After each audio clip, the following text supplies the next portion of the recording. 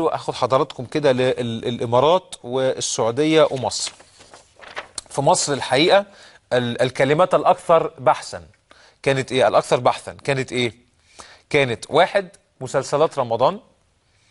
اتنين، اغنيه بشرة خير للعبقري الفنان حسين الجسمي.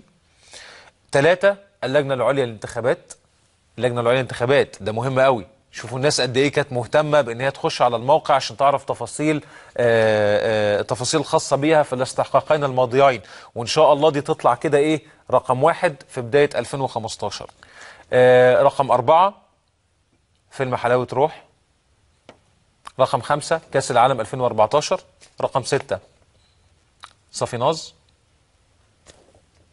رقم سبعة، ايفون 6.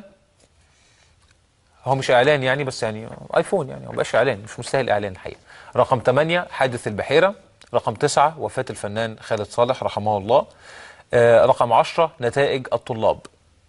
الحاجه الرائعه في القائمه المصريه ايه؟ ان الكلمه اياها اللي شويه بيكتبوها بالاي وشويه بيكتبوها بالاي مش موجوده في القائمه. الحمد لله، الحمد لله. اعقلوا. بس اتمنى بقى لما تيجوا تقارنوا القائمه دي طبعا في بعض الحاجات اللي موجوده في القائمه برضو اللي ايه على شاكله المصطلح اياه، على شاكلته. بس يعني ايه المهم في تطور واحده واحده. خلينا نروح مع حضراتكم لقائمه الامارات. واحد، كاس العالم 2014. اتنين، تليفون ايفون 6. تلاتة، خطوط الطيران الماليزيه.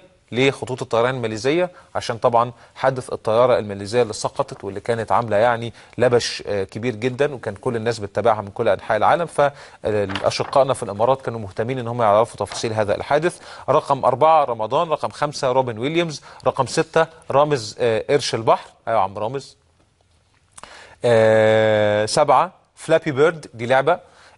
ستة، ناريندا مودي، ده رئيس مجلس الوزراء الهندي، وده طبعا عشان الإمارات فيها عدد كبير جدا من الهنود اللي بيشتغلوا هناك. رقم 9، ديوالي، عيد هندوسي في الهند وجوارها، ده برضو عشان الهنود الموجودين في الإمارات.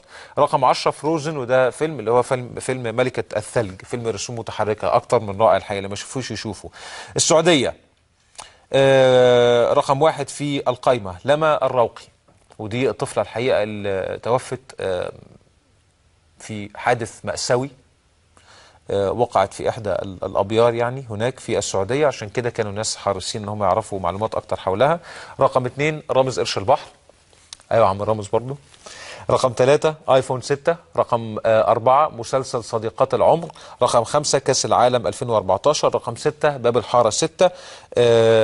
رقم 7، رقصة البطريق، وده العجيب الحقيقة في ظل الليستة السعودية، ومعرفش المصريين ما بصوش عليها ليه الحقيقة.